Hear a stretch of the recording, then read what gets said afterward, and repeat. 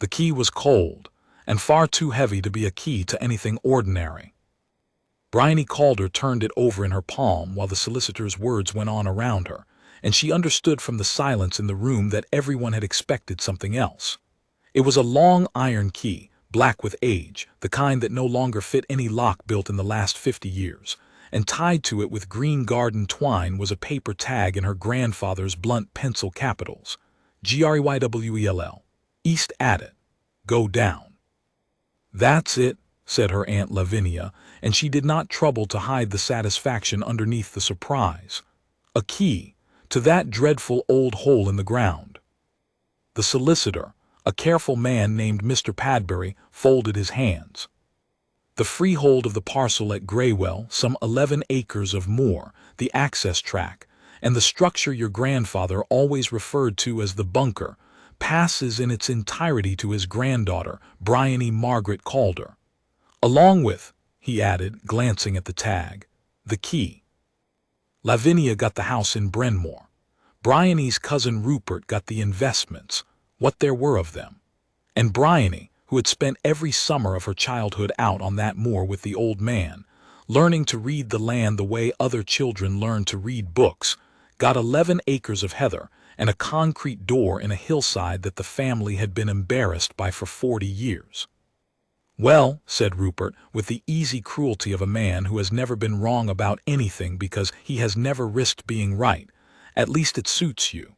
The two of you always did belong out in the middle of nowhere, talking to rocks. He smiled. How is the career, Bry? Still hunting for water that isn't there?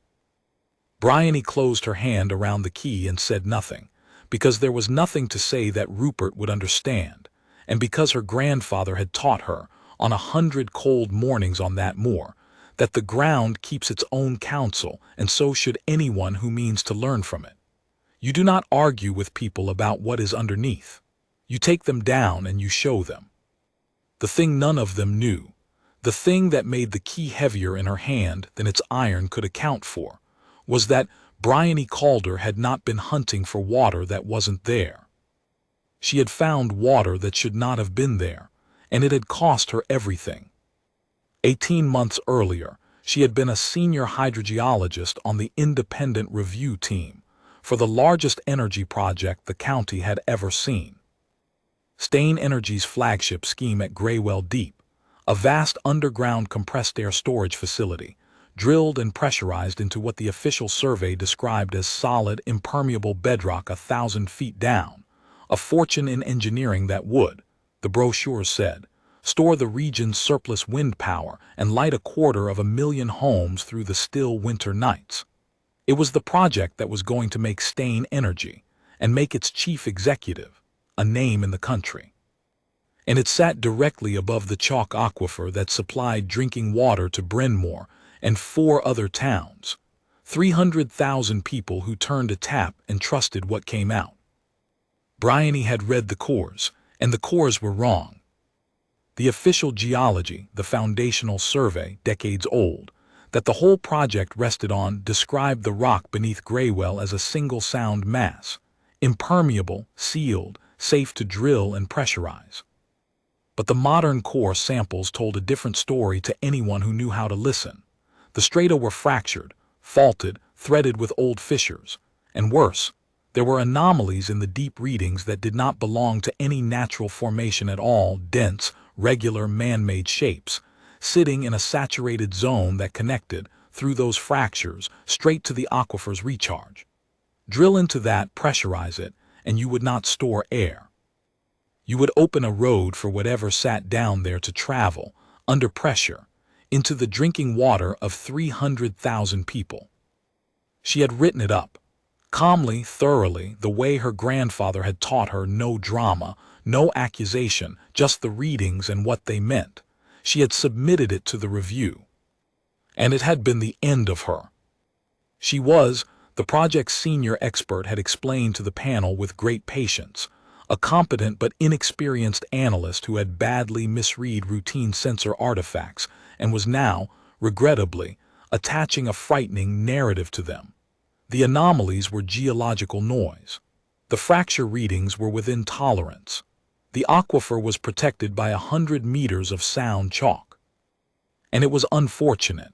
Here the patients had cooled into something colder, that Miss Calder seemed unable to grasp the difference between a measurement and a conspiracy. The phrase that finished her, the phrase that ran through the trade within a week and followed her out of every interview room after, was gentler than a slap and twice as final. She's out of her depth. Leave the science to the people qualified to read it.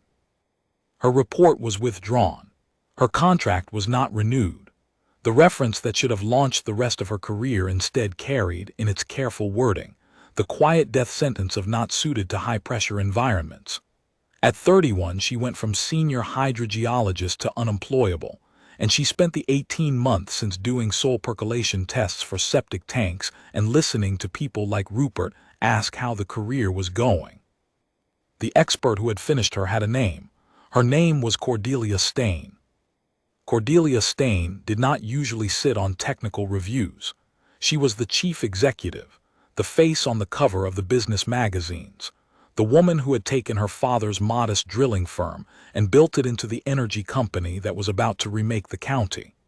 But she had sat on that one, personally, and she had dismantled Bryony personally. And at the time, Bryony had thought it was simply the casual brutality of the powerful toward the junior.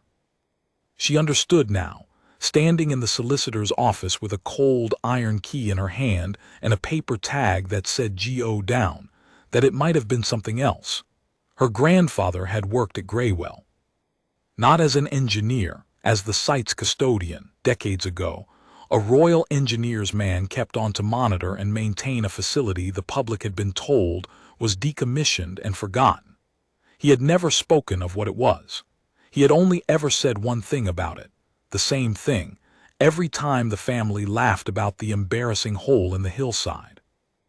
There's things buried out there, old Walter Calder would say, that some people would pay a great deal to keep buried, including me, and then he would change the subject. She had thought it was an old man's gloom. She drove out to Graywell that same afternoon in the rain with the key on the passenger seat. The east adit was where the tag said it would be, a concrete portal set into the flank of the down, its blast door rusted but sound, half hidden behind 60 years of gorse that had grown exactly thick enough to discourage the curious and exactly sparse enough, she realized, that someone had been quietly keeping the lock clear. The great iron key turned in the old lock with a smoothness that no abandoned door has. Walter had oiled it. Recently. Beyond the door, steps went down into the dark. She had a torch, and the surveyor's habit of testing each step, and her grandfather's voice somewhere in the back of her skull telling her that the dark underground is only frightening to people who think the surface is where the truth lives. She went down. The air came up to meet her, cool and dry and faintly metallic, the breath of a place that had been engineered to last. It was not an abandoned bunker. It was an archive, and it was immaculate. Walter Calder had spent the last 20 years of his life turning a decommissioned Cold War monitoring station into the most meticulous private record she had ever seen. Steel shelving ran back into the hill. There were monitoring logs in his blunt hand going back 4 decades, water levels, fissure movements, the slow secret breathing of the rock, kept long after anyone was paying him to keep them, kept because he could not stop himself bearing witness. There were core samples, hundreds of them, labeled and dated, drawn from the deep strata beneath Graywell across 40 years. There were maps. And in a fireproof cabinet at the very back beneath a folded square of oilcloth, there was a slim folder, and on the folder in pencil, "For Bryony when they don't believe her. Granddad." She read it standing up, by torchlight, and then she sat down on the cold floor because her legs had stopped agreeing to hold her. The folder told her what was buried under Graywell. In the late years of the war that was cold and the peace that was nervous, the site had been used to dispose of things the country wished to be rid of, and could not safely burn drums of industrial and chemical waste, sealed and sunk into a deep shaft that had then been capped and erased from the public record. Walter had not buried them. He had been brought in afterward to watch the cap. And over 40 years of watching, he had recorded what no one in authority wanted recorded: that the cap was failing, that the strata around it were fractured and permeable, that the deep water moved slowly, patiently toward the aquifer. He had reported it in his time up the only chain he had. He had been thanked and told it was contained and told to stop. And he had found something else. The original geological survey of Graywell, the one that called the rock sound and impermeable and safe, the one that every later project would be built upon. Walter had a copy of it and clipped to it the field notes of the young geologist who had actually done the work, whose real readings showed fractured, faulted, permeable strata, exactly as Bryony's modern cores did.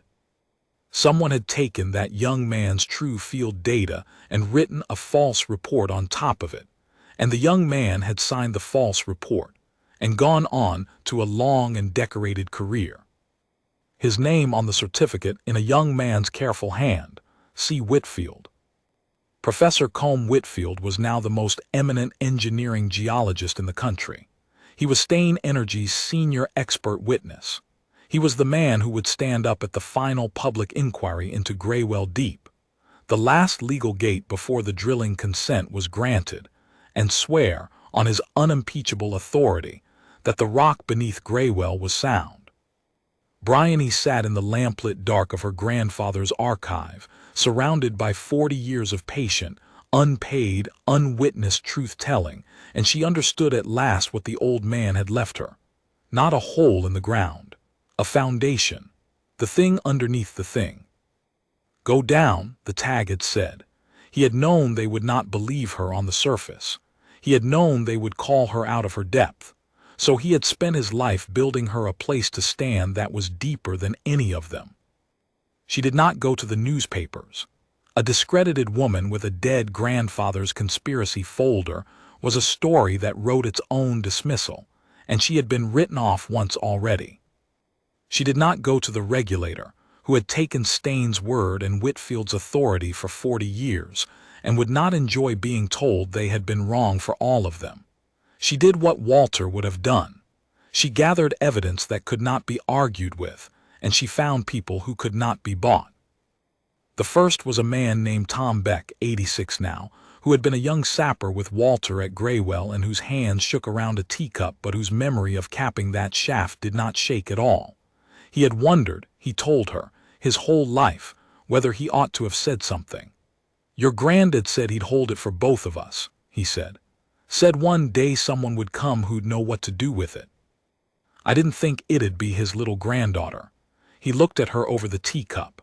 "But then, he always did say you were the only one of the lot of them who'd go down into the dark to see for herself." The second was harder. Bryony needed her cores tested, independently, formally, by a laboratory whose results no one could wave away as the work of an hysterical girl. And she needed someone with standing to bring them into the inquiry, because she, the disgraced analyst, would be laughed out of the room. The cores cost her almost everything she had left. The standing, she realized slowly, she already possessed and had forgotten she possessed.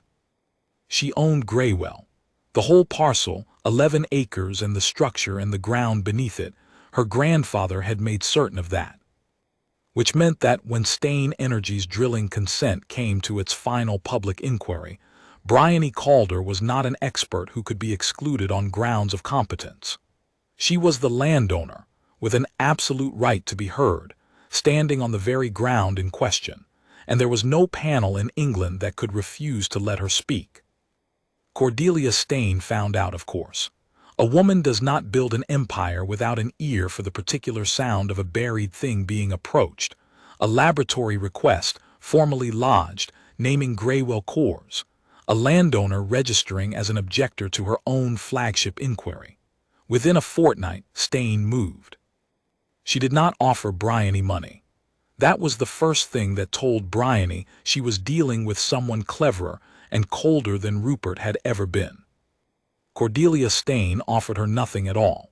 Instead, a profile appeared in the regional press, sympathetic, almost loving in its cruelty, about a talented young scientist whose grief at losing her grandfather had curdled into an obsession, who had been gently let go from a major project after a breakdown in her judgment, and who was now, tragically, using a dead man's ramblings to attack the very project that would secure her community's future. There was a quote from an unnamed former colleague about how very sad it all was. There was a letter from Stain Energy's solicitors reminding Bryony that statements impugning the integrity of the company's experts would be met with the full weight of the law. And there was a development she had not foreseen, an application lodged by Stain Energy with the inquiry to have the structure at Graywell surveyed and assessed for public safety. A legal route, she understood at once, to get inside her grandfather's archive and learn exactly what she had before she could use it. It was, in its way, a more frightening attack than any bribe. It did not try to buy her. It tried to make her unbelievable in advance, so that whatever she produced would land in a room already told she was mad. She drove out to Graywell that night and went down into the dark and sat among her grandfather's 40 years, and for the first time she was genuinely afraid. Then she did what he had taught her. She stopped looking at the surface, at the profile, the lawyers, the smear, all the noise that lived up in the light, and she looked at what was underneath. Underneath, Cordelia Stain had a single catastrophic weakness, the same one her whole project rested on. She had decided completely and for years that there was nothing real beneath Graywell worth the cost of looking. She had built a billion-pound scheme, a public reputation, an entire future, on the absolute confidence that the ground had no secrets that could reach her. And so she had never built a defense against someone who would go down and bring the secret up into the light. She had guarded the surface. She had never thought to guard the deep, because to guard it she would have had to admit it might be there. And a woman cannot defend a truth she has staked her life on denying. The cores came back from the laboratory 3 days before the inquiry's final session. They showed fractured, faulted, permeable strata, and in the deepest samples, contamination, the slow chemical signature of the buried drums, already moving, already in the deep water, decades into a journey toward 300,000 taps. Independent, dated, signed, unarguable. The final session of the Graywell Deep Public Inquiry was held in the Assembly Hall in Brynmore, and it was the largest the county had seen in a generation. The planning inspector, a precise and unhurried woman named Helena Voss, sat at the front beneath the royal arms. The press were there, and the cameras, because consent was expected and 250,000 homes made a good headline. Cordelia Stain sat at the center of her phalanx of advisors, serene, certain, a woman one session away from the triumph of her life. And beside her, distinguished and gray and utterly assured, sat Professor Combe Whitfield, who would give the final expert testimony that the rock beneath Graywell was sound, and seal it. Bryony sat at the back in the public seats, with a slim folder and a box of core samples and a tube of 40-year-old maps, and she waited, the long patience of the moor, for the talking to be done. Whitfield gave his evidence beautifully. The strata were sound. The aquifer was protected. The objections, and here he allowed himself the smallest sorrowful glance toward the back of the room, were the product, regrettably, of misread data and in one case, of personal grief, and he hoped the inquiry would treat the latter with compassion rather than weight. He sat down to a room that had already decided. Inspector Voss asked, as a formality, whether any registered objector wished to address the inquiry.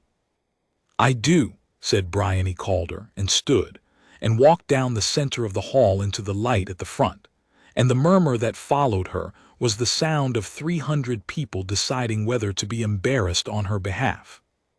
"You are the landowner," said Inspector Voss, checking her papers. "You have the right to be heard. Please proceed."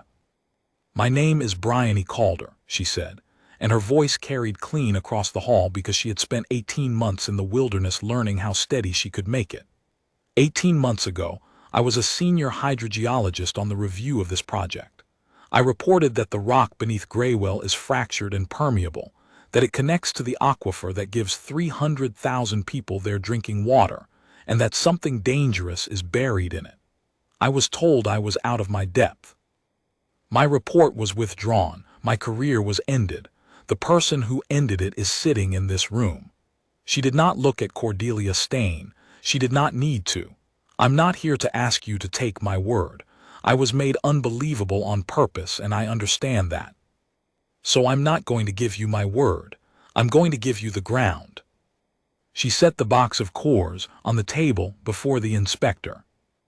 These are core samples drawn from beneath Graywell, tested last week by an independent laboratory whose report is lodged with this inquiry.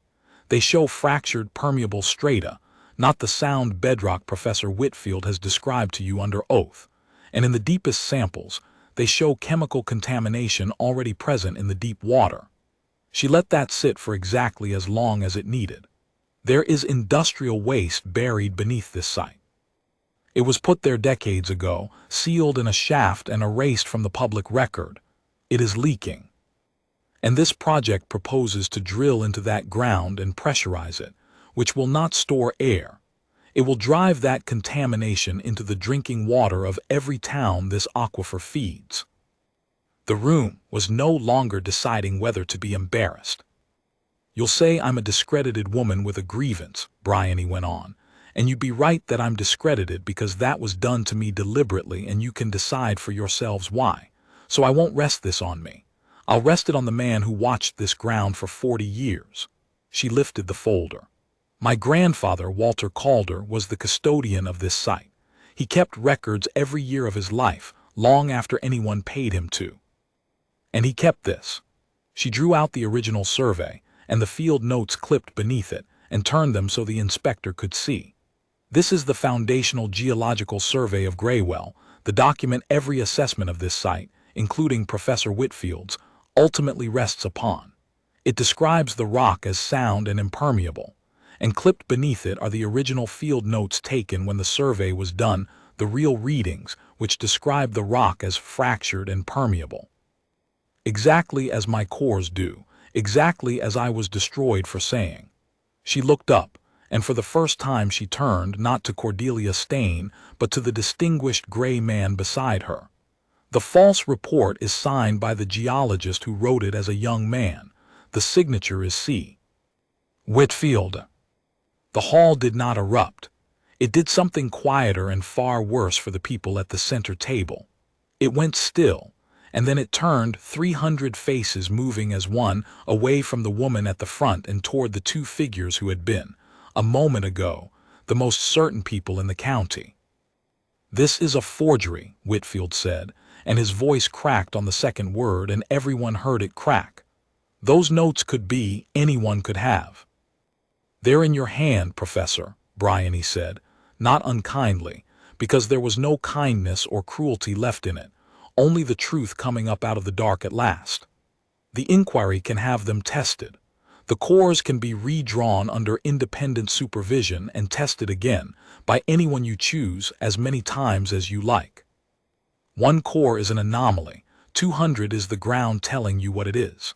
She turned back to the inspector. My grandfather wrote on the folder he left me, for Bryony when they don't believe her. He knew they wouldn't.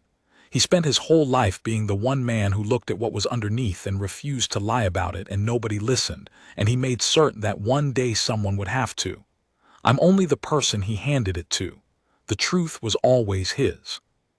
It was Cordelia Stain who ended it in the end, and she ended it herself, the way the powerful so often do, not by being caught, but by being unable to stop reaching even as the ground gave way. She rose, and she made the mistake of trying to seize control of a room that had already left her, demanding the objector be removed. The evidence struck, the inquiry closed, and the consent granted as scheduled, her voice climbing over the noise.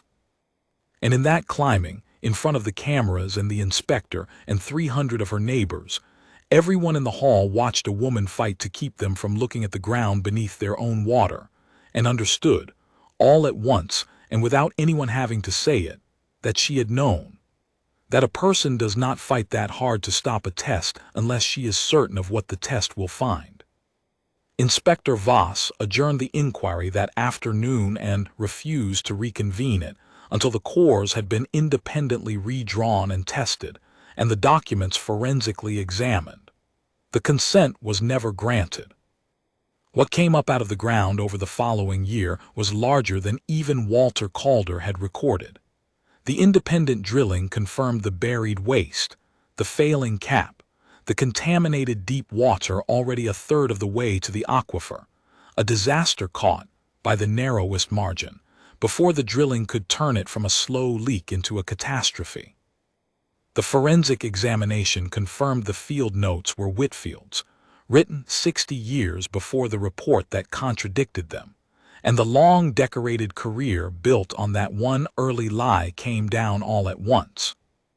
And the investigation into Stain Energy found what investigations find when they finally look: that the falsified survey had been known within the company for years, that Bryony's original report had not been mistakenly dismissed but deliberately buried, and that Cordelia Stain had personally driven a project she knew sat on poisoned ground because the alternative was admitting it and watching her empire die.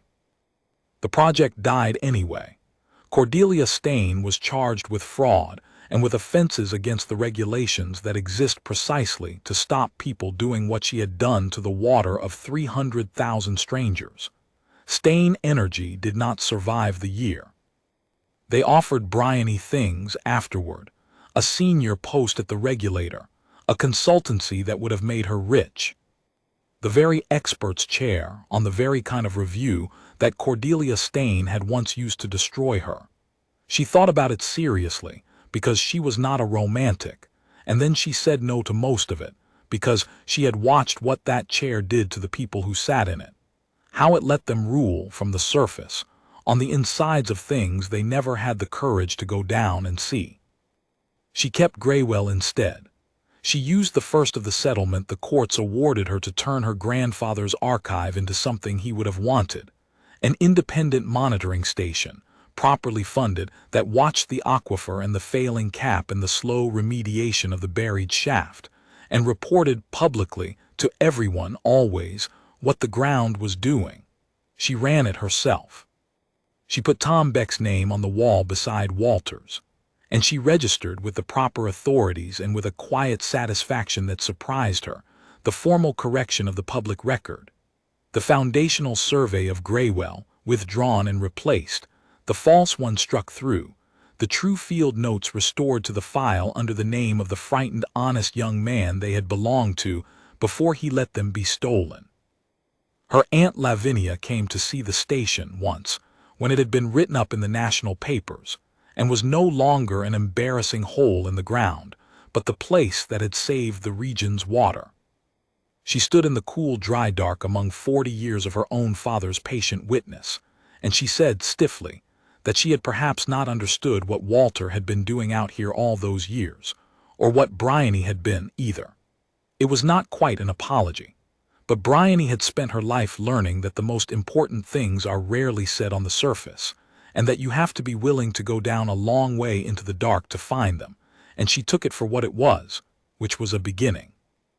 A young woman came to work for her at the station, eventually, a graduate, clever and unsure of herself, who had already been told once by someone senior and certain that her readings were noise and her instincts were grief. On her first week she asked Bryony, as they sat by the monitoring screens deep in the hill, what the most important thing in the work was. Bryony thought about it. She looked at the long iron key, which hung now on a nail by the door where her grandfather's coat had once hung. "People will tell you that the truth lives on the surface," she said. "That it's the polished thing, the certified thing, the report with the famous name on it and the consent stamped through and everyone agreeing. And most people will never look any deeper than that their whole lives they'll take a thing's worth, and their own, from whatever's written across the top of it." She nodded at the screens, at the slow, honest pulse of the water moving in the dark 1,000 feet down. But the truth's almost always underneath, in the part no one wants to go to because they've decided in advance there's nothing down there worth the cost of the descent. That's where they bury what they're afraid of, and that's where you'll find what everything else is standing on. She handed the young woman the torch. So when they tell you you're out of your depth, she smiled, and it reached her eyes, which it had not done in a long time, go down anyway. Go all the way down. You'd be astonished what people are willing to build a whole world on top of, only because they were too frightened to look at what was holding it up.